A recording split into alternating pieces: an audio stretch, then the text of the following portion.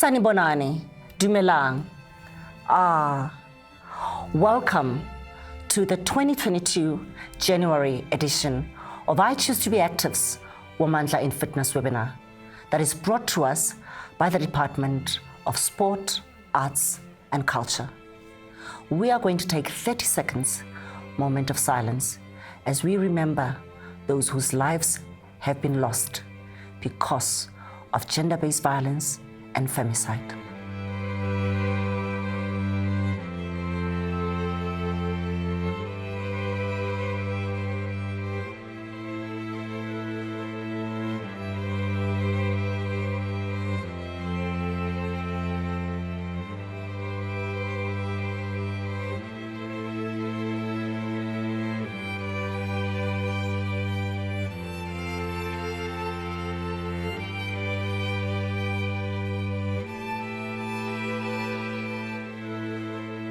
I Choose to Be Active is a campaign that encourages South Africans to start, pursue, and commit to a lifelong wellness culture, and in turn dare their friends, their neighbors, their colleagues, and communities at large to also step up and take charge of their lives. Why do we do that? Because a healthy nation and an active nation makes for a winning nation. And we are all about inspiring a nation of winners. Are you following us on our Choose to Be Active platforms? We are on TikTok, on Instagram, on Facebook, on Twitter, on YouTube. And there's a community that's waiting for you to be a part of them. And for you to get hold of that, just register, because the link is on all our Choose to Be Active platforms on the bios. Thank you for joining us. To get us started, let's talk about exercise and exercise as medicine. It is said that if exercise was a pill, then a number of us would be taking it.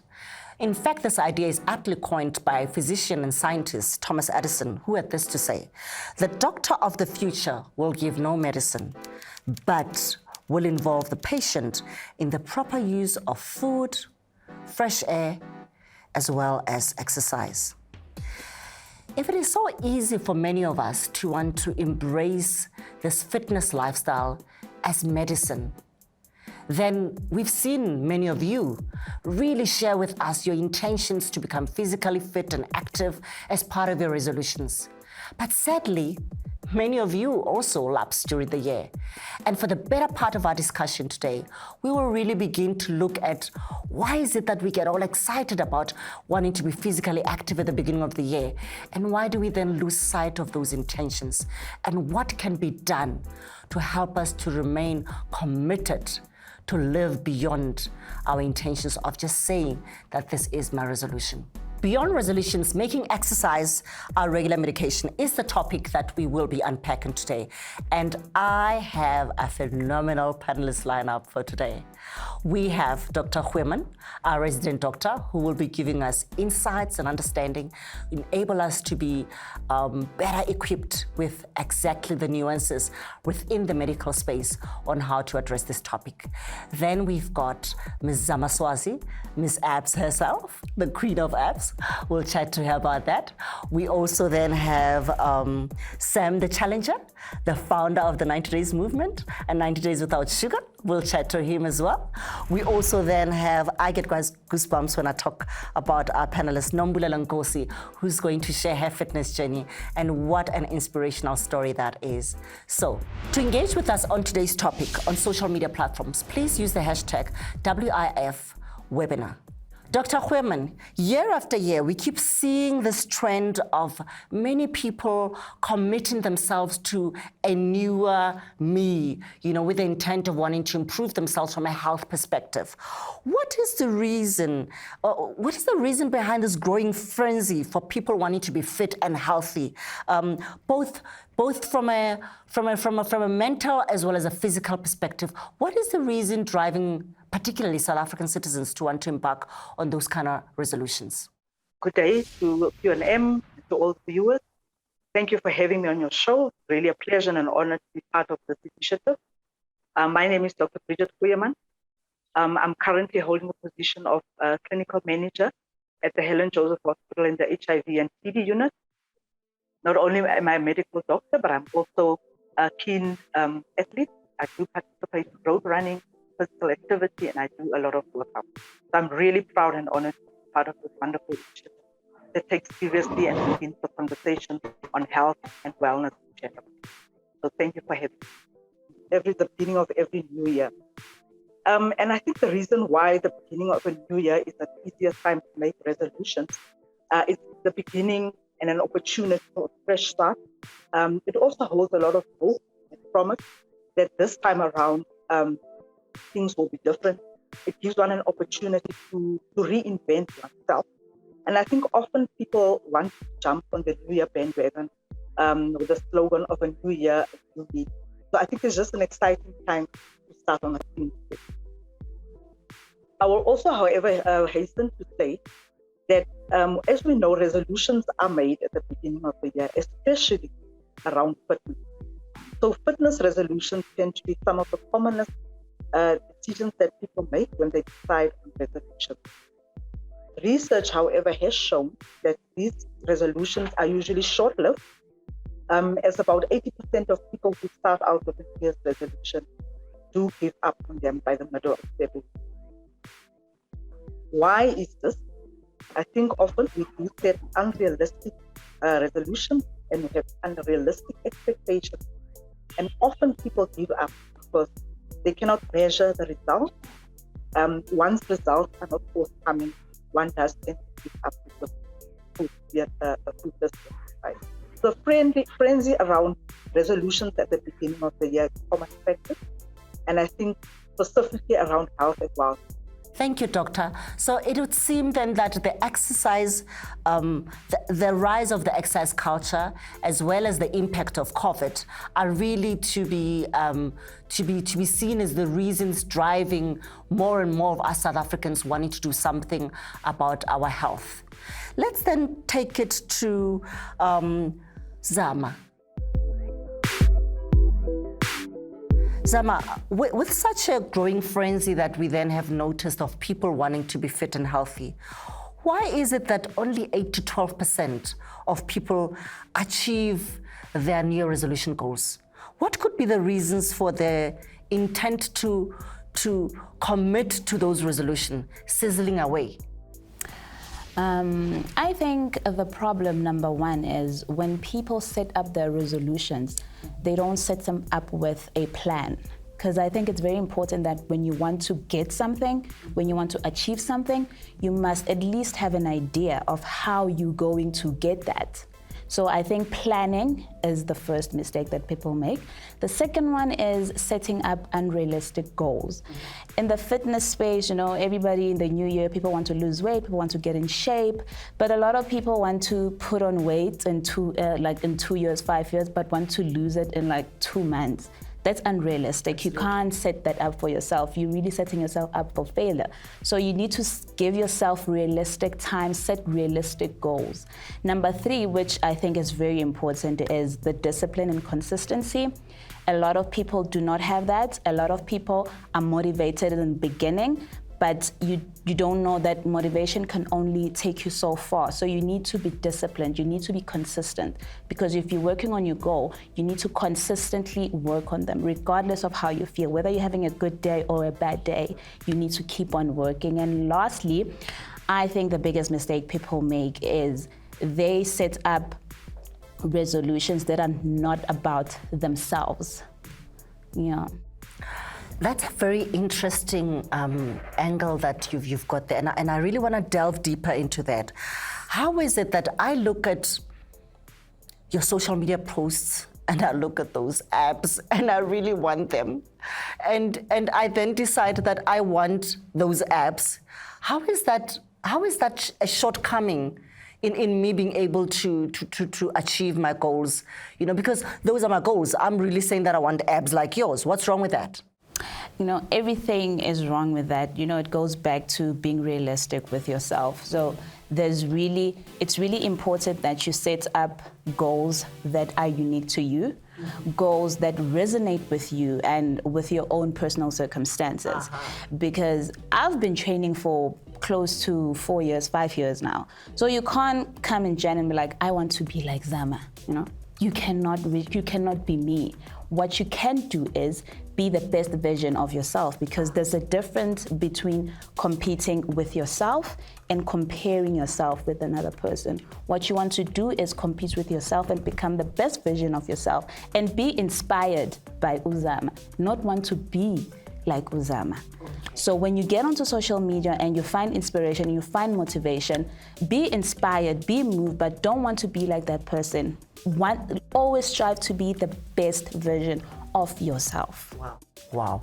So all the fitness influencers, the fitness instructors, all those that are really doing well in the fitness space are there to inspire us to become the best version of ourselves. And I want to recap what you just highlighted. It's the lack of discipline, the absence of a plan, and of course, the unrealistic expectations that we set on ourselves in wanting to improve ourselves. I really, really resonate with what you've said there, Zama, and I also appreciate that you've highlighted that we need to be careful that we don't set goals that are not about ourselves but about other people. I like that. So one thing that also then becomes quite interesting is the aspect of the fall of the wagon movement. There is an interest for South African citizens to have the privilege of exercising from the comfort of their homes. Can you share with us, as a fitness influencer from the I Choose to Be Active family, how you respond as a campaign to that particular need from South African citizens? So us as I Choose to Be Active do run virtual gym classes absolutely for free every week, 3 times a week. So we've got Monday where we focus on the full body. We call it the Never Skip Monday HIIT class. We're doing high intensity while we're sweating, burning fats and maintaining muscle mass at the same time. Then we've got Wednesdays where we're focusing on our core. We call our class the Rituba Mkaba class. As you know, the core is the machine of your body. If you have a weak core, you have a weak body. So if you've got a strong core, you can perform absolutely any exercise that you can. Then we have our Friday class where we're focusing on legs and glutes, and we call it the Ritela Tupa Friday classes, where we're just focusing on our lower bodies, our glutes, our legs, our hamstrings, our calves. I'm still trying to grow mine, but yeah, I'm trying and I'm winning.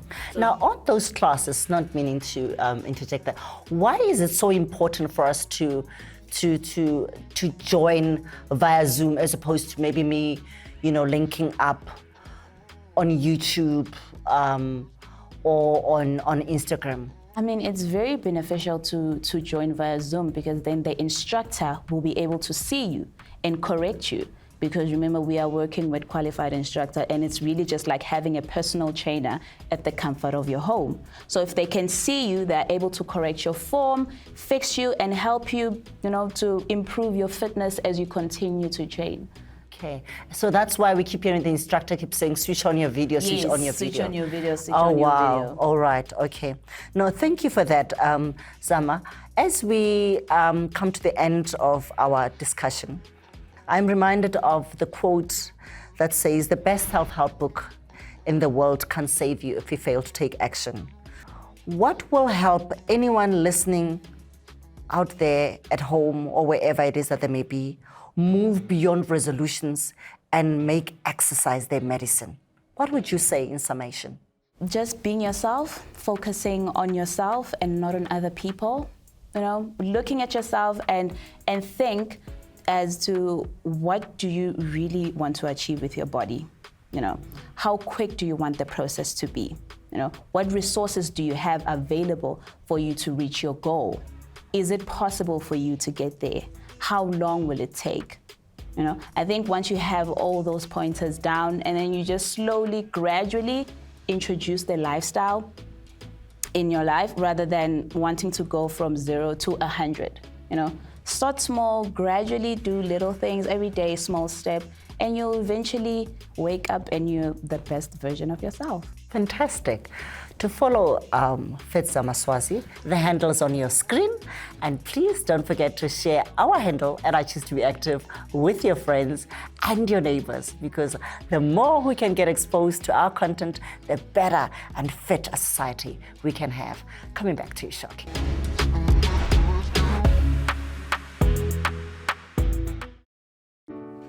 Next up, we have got Sam the Challenger, the habits guy as he's known in the community. And to us at I Choose to Be Active, we call him the doctor. I'll tell you more about that later.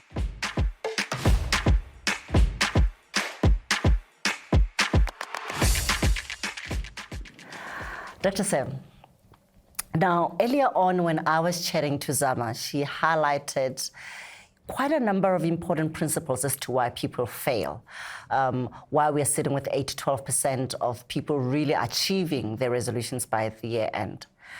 But more importantly, having reflected on what she discussed with us, I want to come back now and discuss those of us who start off quite strongly at the beginning of the year, and we keep at it, right? And then 40 days into it, research has highlighted that we fall off. In fact, if I look into the discussions that I had with some of my colleagues when we were preparing this conversation, they speak of it as the fall off the wagon day. And it's a day when many people, and it's about 80% of people who started off the year saying that they're going to commit and, deliver to their intentions of the resolutions that they've outlined, really then losing interest. Definitely. As the habits guy, how do we help South Africans who are listening and watching this to understand how they can move beyond resolutions and commit to this lifestyle where they treat exercise as medicine and then start looking at their attitude and demeanor as a lifestyle and not just necessarily a resolution? What would you say to that? Very, very loaded question. Yeah. And it's quite interesting because of when I learned about habits, I think to what Zama was saying, I was listening attentively because of whatever she's touched is very important. But one of the key lessons of habits is that if you want a habit to last for longer, you need to understand why you're doing it. And I think there is a lot of a missing piece, or a missing piece in a lot of weight loss advice or health advice, right? Because you have your lovely goals. I want to lose 15 kilograms in 6 months. I want to, have a six pack like Zama. I want to run the comrades. Those are lovely, goals to have. But why do you want them? And that question touches to longevity, right? Because I can tell you right now, you won't be as motivated as you are in March. You won't be as motivated as you are in June compared to where you are right now in Jan. Because in January, there's the newness of the season. We're just starting off the year and everybody's pumped. So everybody's motivated. But in order to turn that motivation into discipline, where you do what you want to do, or where you do, the habits that you need to do to achieve your goals, you need to connect with your why. And when I speak about the why, I know a lot of people think philosophical. It needs to be deep. It needs to be, something airy-fairy. And why is something that resonates with you deeply. So for an example, when I began with my journey, my why for, short term, I wanted to wear my slim fit suits, right? It may be, very, narcissistic, if I can call it that, or self-centered. But that why resonated with me because I had 10 suits that I could not fit into because I gained extra weight, right? And that helped me to push through the quitter's day. Strava calls it the quitter's day, or you've called it the get off the wagon day. After 40 days where people quit. So that why will actually motivate you. That why will actually push you through and actually help you to build the habits, because you're not waiting on Sam to motivate you. You're not waiting on Zama to motivate you. What motivates you is something that comes within you. That if I don't wake up and go for my run, I won't fit in those slim fit suits, right? And that resonates with me. So I would say, one of the biggest reasons why, people start habits and quit on the way is because of that. It's because they don't understand that why. And the other thing, when you are building habits, there is what we call resistance, right? Which normally happens maybe between week 3 and week 4. And you are building resistance because you're doing something new, right? I mean, imagine when remember when you started to learn how to drive a car. right? I mean, when you got into the car, I don't know if you learned with automatic or with a manual, but most of us learn with a manual car, right? You'll get into the manual car and the instructor or the person teaching you is on the other side, the passenger side, and they're telling you a million things to do, right? You have to remember, I need to press on the clutch, yes. I need to change the gears, yes. I need to put the half clutch, I need to hold the steering wheel, I need to look at my windows, I need to look. Pull up the brake. It's like a million of things to do, Absolutely. right? So you had to remember everything, right? But because of you did it every day and because of you practice this every day, right now you can drive and do like a million things, right? You can drive and be on your phones, obviously hands-free. You can drive and be on your phone. You can drive and speak to the passenger on the side. When you were learning how to drive, you couldn't do that because of you had to do those things intentionally, right? So when you build that new habit, there is that phase where it's tough, it's difficult, right? Because of you first of all, you're not running all your life. Now maybe you want to run and your body is sore. You are not doing high intensity interval training. Now you need to do push-ups. Now you need to do mountain climbers. Your body is going to be sore. Your body is going to have a period of resistance. Now what pushes you past that resistance is having that strong why. Oh, wow. And that will push you beyond, the mountain and beyond just starting. What you're saying resonates with one thing one of our influencers actually once highlighted, Setu, who said every day you need to get up and commit. Yep. And in that getting up and committing, it's then reminding yourself as to why am I doing this? Definitely. Sure. Yeah. And I mean, in terms of even motivation, that motivation is better than coming externally, right? That motivation is coming internally, right? And Stephen Covey says something very profound. He says that the door of change cannot be opened from the outside. It can only be opened from the inside. Yes. So even if you get 1,000 motivational speakers, even if you read 1,000 of books, if you don't decide internally why you want this thing, you won't be able to walk in that room of change. Yes, that is so true. No amount of self-help books can help you. Yes. Absolutely. Thank you. Coming back to you shortly. You can never have an impact on society if you have not changed yourself. You have a limited time to stay on earth. You must try and use that period for the purpose of transforming. You had to reject all negative features in your own soul, in your blood system, and focus your attention on the positive things. We commit ourselves. There is no easy road. We know it well. We pledge ourselves. The time to build is upon us. To disappear under a cloud of glory rather than that of shame.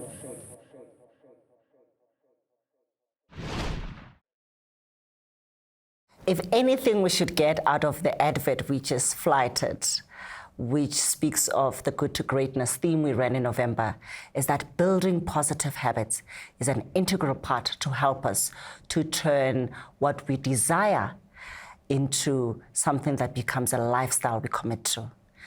Now, back to you, Dr. Sam. In your book, Life After Dieting, I was very fascinated about the first principle. And the first principle, as you explained it, you said that, and I quote, people need to change what they do daily in order to improve their lives and make changes permanent. Now, that's quite loaded. And I'd like you to walk us through the practical steps of applying that. So you're saying to me, there's something that I need to start doing, and I need to start doing it daily in order to turn what I desire into a commitment and into something that becomes a permanency in my life. Chat to us about that. Yeah, so that is the whole philosophy of the 90 days without sugar. A lot of people, when they hear 90 days without sugar, many of them focus on the 90 days. A lot of them focus on the sugar because of, no one wants to live without sugar. But, the background of that is really not about the sugar. It's about focusing on one thing to change. Because of, as Zama has said, earlier on, that when we come into the new year and want to change and, want to get healthy and have all these great goals, we tend to do so much that overwhelms us. And I'll give you an example of what I used to do, right? Because I also used to be the New Year's resolution person before I learned about habits, where a new year starts, January starts, you get on a new diet, and what you do is that you don't only change your eating. You want to change your eating, you want to change your exercise, you want to change your sleeping, you want to change your relationships, you want to change how you manage stress. That is too much. You're going to overwhelm yourself. So what I learned, right, is if you focus on one action, and the action that we focus on in the 90 days without sugar, it doesn't have to be sugar. For you, it can be water. For you, it can be junk food. You can do 90 days without junk food. But what then that does, right? It kind of breaks down the big goal that you have. It brings down the big, thing that you want to achieve into small, doable things that you can do on a daily basis. Like today, instead of taking that soda drink, you can choose water as an example, because of that is your one action that you need to focus on. And that does not overwhelm you. That does not complicate the process, right? Yeah. So it's very important that, whatever change that you want to introduce into your life, in order for it to start producing results, it needs to be a daily thing. And I'll give you a simple example about brushing your teeth, right? You can go to the dentist every 6 months. You can floss every 3 months, or you can brush even your teeth every 6 months. That is not gonna get your teeth clean. What gets your teeth clean is you brushing it every day for 2 minutes, not you brushing it every 6 months for 2 hours. Or brushing it once a year, for 4 hours or whatever. So it is not in the intensity of the activity, right? It's in the consistency that you've broken it down, right? And once you break it down, then that is doable. I mean, it's doable, not doing without chocolate. It depends how much you love chocolate, obviously. But it's doable, saying no to chocolate today. You don't have to be concerned about tomorrow. Tomorrow will take care of itself, right? Today, focus on saying, I'm going to say no to chocolate, because of maybe chocolate is the vice that gets me, right? And the reason why, I chose the sugar is because of sugar was my vice, that I really loved sugar. I used to be addicted to sugar. So I said, you know what, I'm going to challenge my vice. I want to go 90 days without sugar. And because of I was doing it on a daily basis, then I started to develop a habit. And here's the thing about choosing a small habit. In the Power of Habits, Charles, he calls them keystone habits. So keystone habits is small habits that you do, but that impact and spill over into other areas. So for an example, I went without sugar, right? And because of I went without sugar, for an example, I couldn't drink any soda drinks, I couldn't drink any fizzy drink. So what was left in my option basket? Water or black coffee, as an example, without sugar. So because of I wasn't eating sugar, that led me to drink more water, right? And that habit spilled over to other areas, because I couldn't have chocolate, I couldn't have donuts, I couldn't have all the other lovely stuff that I used to love. Now I needed to prepare my meals to make sure that they are healthy. So that small keystone habit helped me to form the habit of drinking water. It helped me to form the habit of eating healthy. And it also helped me to form the habit of running regularly, because of, once you start eating healthy, once you start, working on your body, you want to make sure that you don't ruin, the day, right? So you make sure that you go and work out and make sure that you take care of your body. So that is the importance of, breaking down those big goals. That is the importance of breaking down. And the process is this, right? You set your long-term goals, you break them down, into milestones, and then once you break them down into milestone, you choose one action that you're going to focus on and say, you know what, I want to run the comrades as an example, or I want to bench press whatever, whatever number, 100 kilograms or whatever, it's impossible for you at the moment, and say, what am I going to do today to get closer to that goal? Yes. I'm going to show up for virtual gym class. I'm going to show up, for my personal training class or whatever. I'm going to show up for my run, because of that run, right? It's going to be building up, to the runs that's going to help you to start and finish the comrades, as an example. Sure. There's a couple of key insight I get from your conversation with me, from what you've just said, Sam. One is consistency versus intensity, which I think it's an incredible wow, because it speaks to, becoming regular as opposed to just doing something once in a while and thinking that it makes up for all the other days. And then also realizing that that one little thing that you start off could have a spillover into all the other things that have a greater impact, because you started with just that one small activity. Yes. Very, very important. Like dominoes. Once you start with the keystone habits, all the others are like dominoes, they're going to fall. Yes. Now, Sam, in closing, because we have come, unfortunately, to the end of our discussion. Already? Yeah, absolutely. You spoke earlier on about the best self book in the world would never be able to help you if you fail to take action yourself.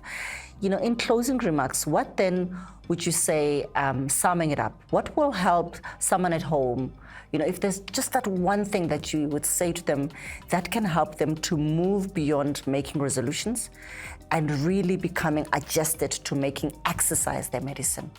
What would be that one thing that you believe that they need to focus on? Look, as I said at the beginning, I think find your why. I think it will take time. You may not. It's not an overnight thing. If you're able to find your why, that will push you to make exercise a daily habit. So I would say spend quality time with yourself, lock yourself up in a room, and really introspect. Why is it that I want to lose 15 kilograms? Why is it that I want to be healthy? Is it because of it's a social media trend? Is it because I want to be like Zama, that we spoke about earlier? Is it because someone commented on my weight, because we were at home in December and there was family gathering and an aunt commented on my weight? Those for me are not strong whys. You need to have a why that will resonate with you. So I would say, in order to make exercise your everyday pill, it really needs to be important to you. And in order for it to be important to you, it needs to resonate with you. And that's where, that why will come from. So why are you going to be waking up in the morning? Why are you going to be running? Why are you going to be eating healthy? Why are you going to be changing your habits? Once you get the answer to that, that will be your constant motivation. Okay. Thank you so much. Thank you for coming through. Awesome. Thank you for having me. Having been able to understand the importance of the why when one endeavors to commit to a lifestyle of this kind, where you become physically active regularly, you make this your lifestyle of choice, and you begin to even inspire others. And that is what we're now going to talk to, how there are many of people like Nombulelo Nkosi who have got such incredibly inspiring stories that can make some of us begin to understand that once you understand your why and you are moved to commit beyond resolutions, exercise becomes your medicine, and your choice of diet becomes something that says to you that I'm now loving myself and not necessarily depriving myself of anything.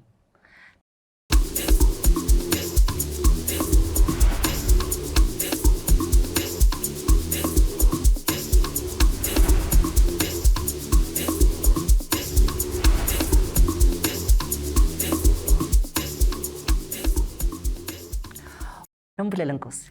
Hello. Hello. How are you doing? I'm good. How are you? Fantastic. Now, what was your why? Earlier on, Sam talked to us about the why. What was your why? To say the least, my why initially, and that's my ultimate goal, is to heal. There's a lot behind my whole journey that I've started. It wasn't just because I just wanted to be fit. It wasn't just because I just wanted to lose weight. But there's a lot of healing that I wanted to overcome through it. So overall, it's to heal. Now, you're sparking an interest that also resonates with me personally, because this journey for me too has also been about healing. Often at times we tend to think that it's only people that are dealing with obesity that then have to embark on this exercise routine, but it's also people that are leading sedentary lifestyles, and those sedentary lifestyles have caused them to become sick. Let's talk to that healing. Are you able to share with us? I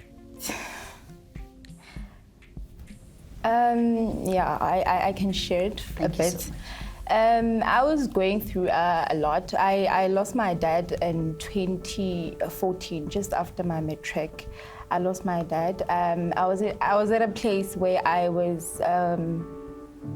was very devastated and I was very frustrated with a lot of things, because he was our breadwinner at home, and it was after matric, and I had so many goals that I wanted to achieve, and I was like, I'm counting on him.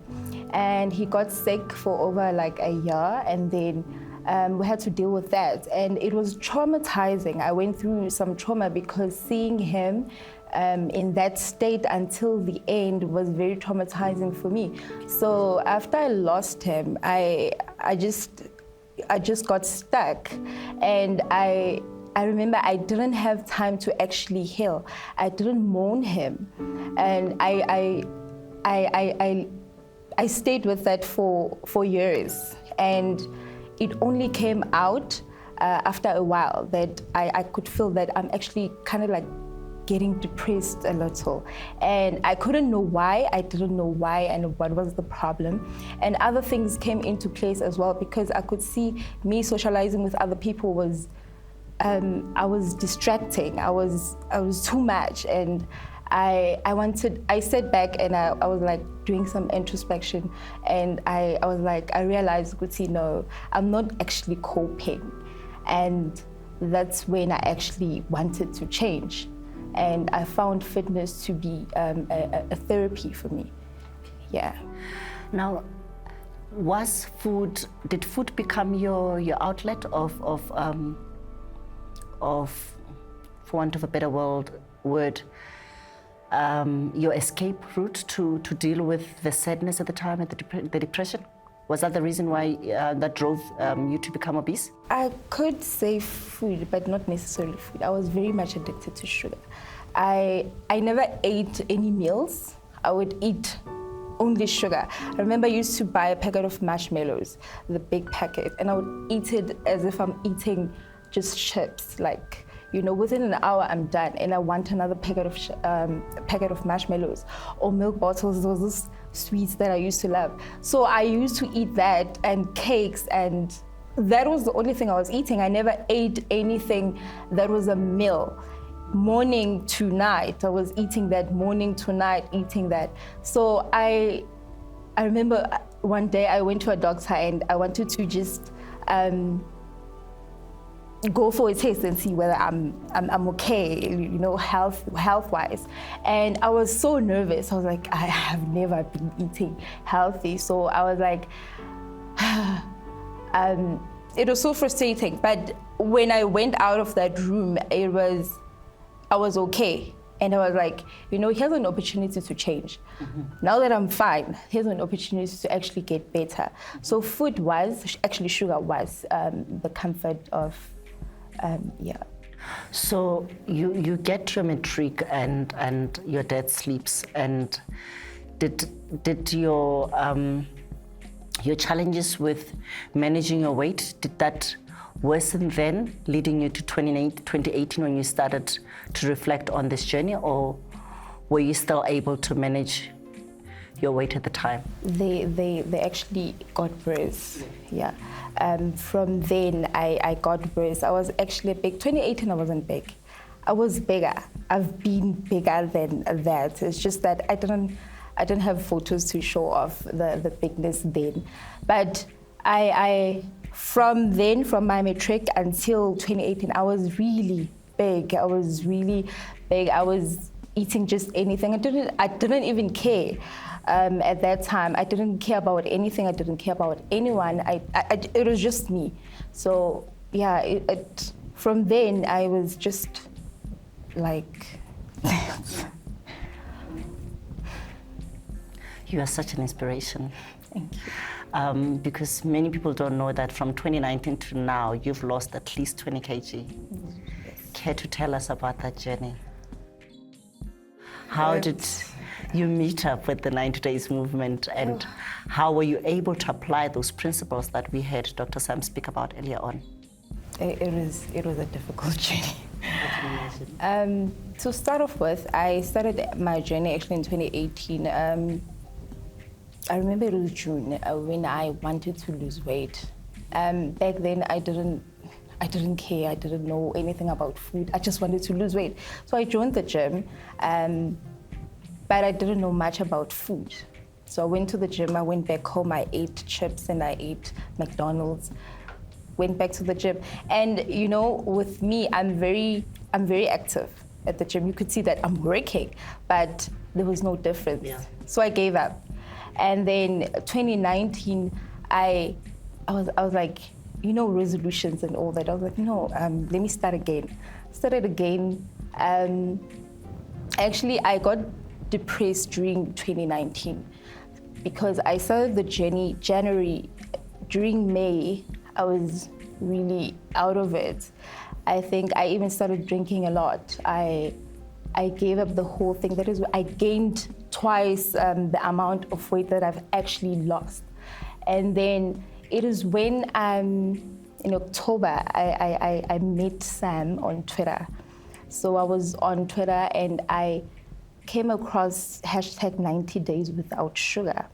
And to me, I was like, I don't know, maybe God was talking to me at that time, because it was like, it clicked to me, I'm addicted to sugar though. So I'm like, why not try this? I remember I retweeted and I was like, I'm trying this and I'm gonna do it from tomorrow. And he retweeted that tweet. And I was like, yeah, so tomorrow. I don't know what happened, because at that moment, I just left sugar. From that day, the following day, I didn't eat anything. And from there on, I lost about 7 kgs within less than 2 months. And I was shocked at myself. I was like, what? And I was not eating any sugar. I didn't crave it. I don't know what happened, but I always tell myself, with some things to me come as a calling. Maybe that time it was a calling for me to change my life, and that's why I was able to do it and keep on doing it until then. I remember it was October, November, and then it was festive season. I was a bit scared, but maybe I might fall back again. But I'm happy because I didn't. I was able to manage I was able to manage without sugar during December until January again. Then I kept on since then.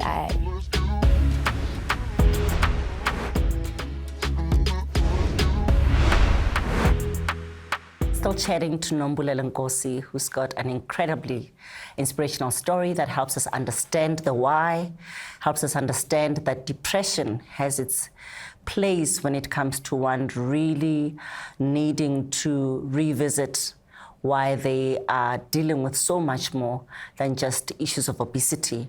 And they need to begin to reflect on that when one wants to change their life and commit to this lifelong wellness culture. We do know also that earlier on, Dr. Hueman spoke to the issue of mental health and how exercise plays its role in helping one who is dealing with depression, release the kind of endorphins that help us to become in a better mood and begin to become better people. But we are back to Nombulelo.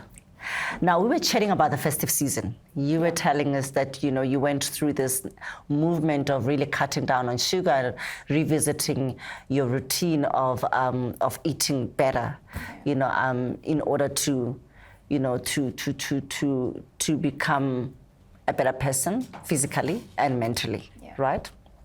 Now, in his book, Dr. Sam also speaks about how difficult it is to maintain such a routine, as he referred to it as the silly season, as the festive season is known in South Africa. How did you stay committed in those early days, especially when that coincided with the festive period that you were facing when you kickstarted this journey? What helped you stay committed? Festive season is all about going out and partying and just being out and thing. First of all, I avoided that. I avoided being in a space of people that are eating all wrong or drinking or anything. I always would stay home, and I always would try. Because at home as well, they were buying all those kinds of food that we didn't eat for the whole year. We're just eating in December. And then I was like, yo, you're buying these things and I don't eat it anymore. But I tried my best. So I also joined intermittent fasting. So I prolonged, I just didn't eat for quite some time during the day, and then I started eating at a later stage. Then I would try to eat healthy, even though maybe later I would try and there eat those unhealthy meals or snacks. So with that, I was able to maintain my whole lifestyle and throughout December and January. What role did exercise play in all of that? I hear you talking about cutting down on sugar, revisiting what you ate. Let's talk more about your exercise routine. Where did it start? What did you start with, and where are you now? Yeah. Okay. You're smiling, so I know this is the highlight. That one of is it, so yeah? exciting because I conquered a lot with exercising. Oh, really? I've always been a fitness person. Throughout high school, I used to play netball, and I quit because of academics and whatnot. But I remember back in high school, every morning I used to squat before I took a bath. I used to squat before. I didn't even know what I was doing, but I was squatting and squatting and squatting. Every night before I slept, I did stomach exercises and all that. And after high school, when I started the journey, I remember I joined a gym, but I didn't know what I was doing. I tried to get a personal trainer, but he wasn't with me fully. So I started running when I joined the 90 Days Without Sugar, because I saw the community in Twitter. They were also running and all that. So I also started running. I'm so proud of myself because I hate running. I hate it. Throughout school, and I never liked running. I used to run away. Nabati, you going to run this weekend? You're going to run this week? I was like, not me. But I started running, and I started enjoying it.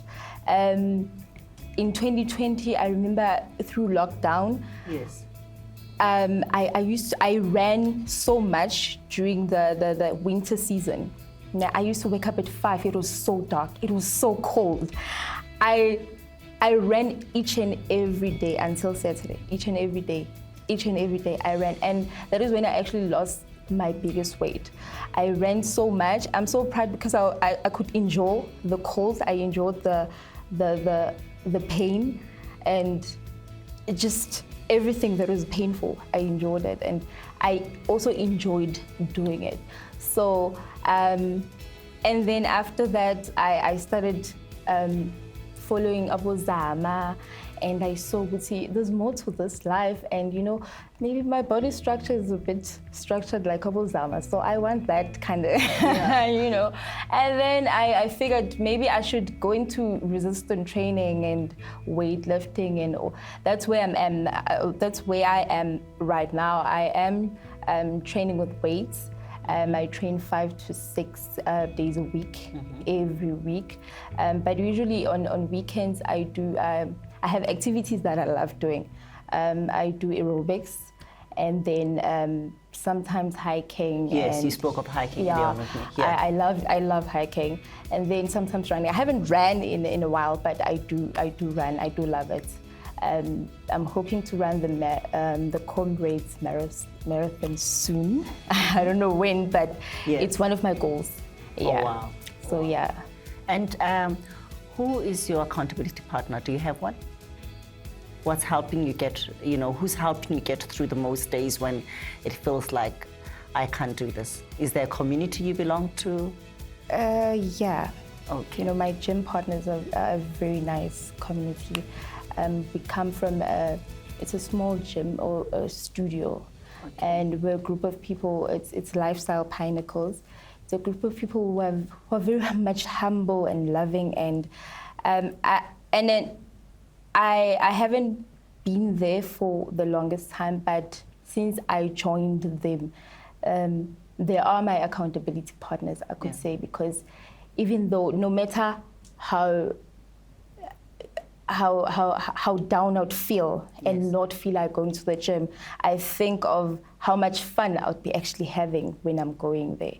So those people they're just best friends, I could say, yeah. Now, in your bio, you speak of the fact that you've become quite confident ever since you lost weight and really took charge of your life and committed to this lifestyle, and you have an inclination to share with others, wellness tips, ways in which they can improve their lives. Is there anyone whom you've dared to join you in this journey who wasn't into this fitness space, whom today you can proudly say, you know what, Sam over there, I really started speaking to him, and he's now on board, and he's really taking his life seriously. I don't want to lie to you, no. They've tried. There's a lot of people who came to me, how did you do it? How did you do it? And I'd be like, no, Sam, follow Sam on Twitter, and follow this, follow that. And nobody to this point. They've tried maybe a month and then they quit, maybe a month and then they quit. And some people have found out that they don't actually understand the whole concept of the 90 days without sugar, because for me, it worked for me. Maybe for them, it might not, I wouldn't know, or they don't find it working for them, I don't know. But they don't really understand it. I've tried to bring it up in a lot of conversation that I have with certain people, and it seems like they are like, what are you talking about? So I must quit sugar. I'm like, no, it's not about sugar. If you can follow some, you'll know it's just about habits. It's not really sugar that you have to quit, but whatever your addiction or whatever that you want to quit, that you want to leave.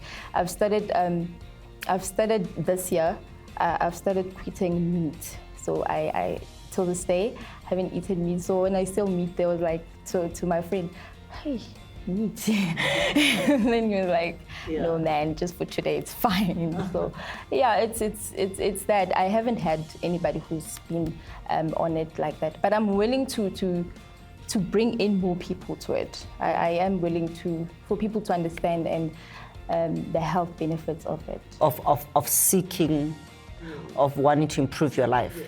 Okay. All right. Well, thank you for sharing your journey. It truly is inspirational, and I'm certain all those watching at home are really going to want to improve their lives too, because of how you went about it and what you have benefited from it.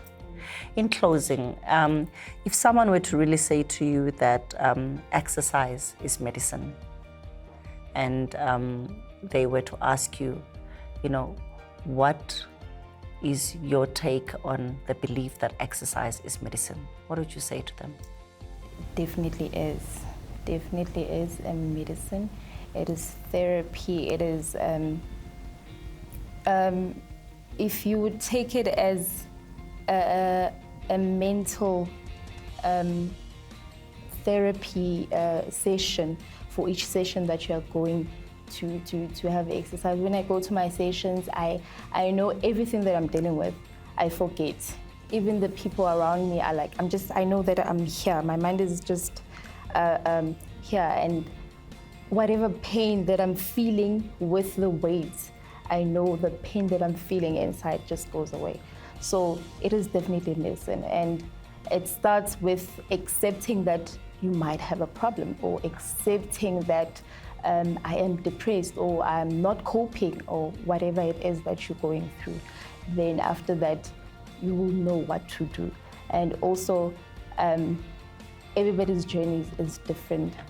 Yeah, so, and also what might work for me might not work for you. Maybe you have another mechanism. But exercise, trust me, whatever it is, in terms of exercise, whatever it is you're doing, whether it's running, whether it's skipping, whether it's weightlifting, whatever it is, it's good for you. Your mental health, your well-being, your health, everything.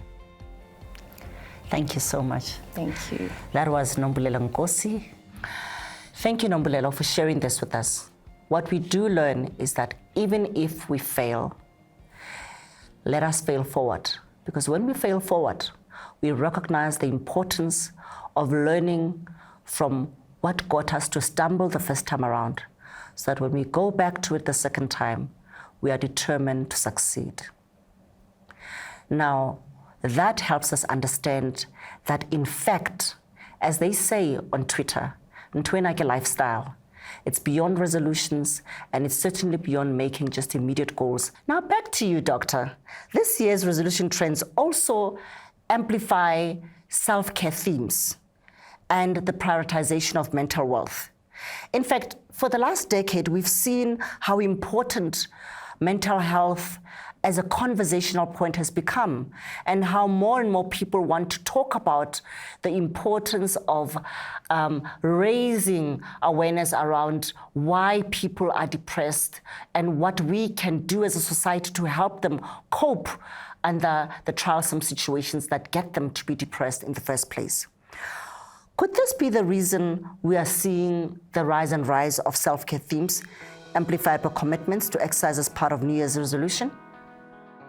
So in closing, Dr. Hueman, we have discussed the topic beyond resolutions and the importance of exercise as medicine. What would you say to anyone listening at home? How important is it to recognize that exercise is indeed medicine, even as a medical practitioner yourself? First and foremost, we must all firstly acknowledge when one is stressed, so it is important to know the symptoms of depression. And secondly, it is important to know that when you are going through a depression, a case that I can make an example of was of one that had depression due to a divorce. And, the person was hopeless, had nothing to look forward to. And when I recommended that they start exercising does release those endorphins that we spoke about. So it makes you feel good, it lifts your mood, and it gives you a general sense of hope and promise for tomorrow. The second benefit of exercise to overcome depression would be that once one has completed an exercise routine, there is a huge sense of accomplishment that you've achieved something, that when you set your mind to a goal, it's achievable. So this also assists one in other areas of life to say, if I set a goal, I'm able to achieve it. And it gives one a better sense of self-esteem, your self-confidence. The other effect that exercise has is that when you go out to socialize during exercise, that interaction with others, either at the gym or on the side of the road when running or when cycling, when you meet others and you engage, you then begin to realize that there are others who have struggles in life, there are others who have difficulties, and it gives you a sense of not being alone. And you begin to overcome your sense of feeling defeated, and your mood once again feels improved because you now feel that actually I'm not just alone. And also often it's an opportunity to network with others so that you are then able to engage, say, can I get assistance? Sometimes people will put you in touch with a psychologist or a clinician that is then able to assist you and take you through a counseling process that you might not have otherwise taken yourself through as an individual. So there's really so many benefits to exercising as a positive weapon in our arsenal against like depression. So I'd love to encourage everyone who's listening or watching this program to say, it is never too late to start. Choose an active lifestyle. When you start out, make sure that you set realistic goals that are achievable.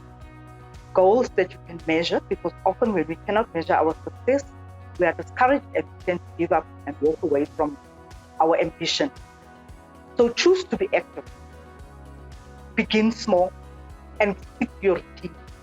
Wake up every morning with a purpose in mind that you will choose today to be active. So I encourage you, choose to be active. I, Bridget, Dr. Hueman, have chosen to be active. How about you? Thank you, Doctor. Today we had a phenomenal panelist, Dr. Hueman, who enabled us to understand that indeed exercise is medicine, and that in dealing with mental health issues, exercise has a role to play. Sam the Challenger, who helped us to understand the importance of asking the why when you want to commit to your intentions to live beyond your resolutions when it comes to setting goals. We had an opportunity to speak to Zama, who helped us understand that you need to be setting goals that want to speak to the betterment of you, not comparing yourself to anyone else. And last but not least, we had the inspirational Nombulelo Nkosi, who shared with us her journey, how exercise became the fitting pill to help her deal with so much more than just weight loss, but really more about healing and healing from depression. This came to you from the Department of Sport, Arts and Culture's campaign, I Choose to Be Active. Allow us, please, to help you understand how we at I Choose to Be Active can help you commit to your resolutions and be able to look at yourself at the end of the year and say, yes, I did that. So how do we help you take daily prescription of the medication at I Choose to Be Active? We have a number of pills that you can pop. Let me walk you through them. On Monday, you can pop the Never Skip Monday HIIT class. Then on Wednesday, you pop the Ritubam Kaba Wednesday HIIT class. And on Friday, you come back again and pop the Risela Tuba Legs and Glutes class. All those 3 classes are virtual gym classes offered to you for free, right from the comfort of your home, whether you connect with us via Zoom or YouTube. Of course, in between that, you can take your syrup medication in the form of spoonful of Streets Are Calling syrup on Tuesday, Thursdays, and Saturday. It does not get any better than that. Drop a sizzling Aishomehlasela pill in your water once a month, every now and again. I choose to be active. How about you? I choose to be active. How about you?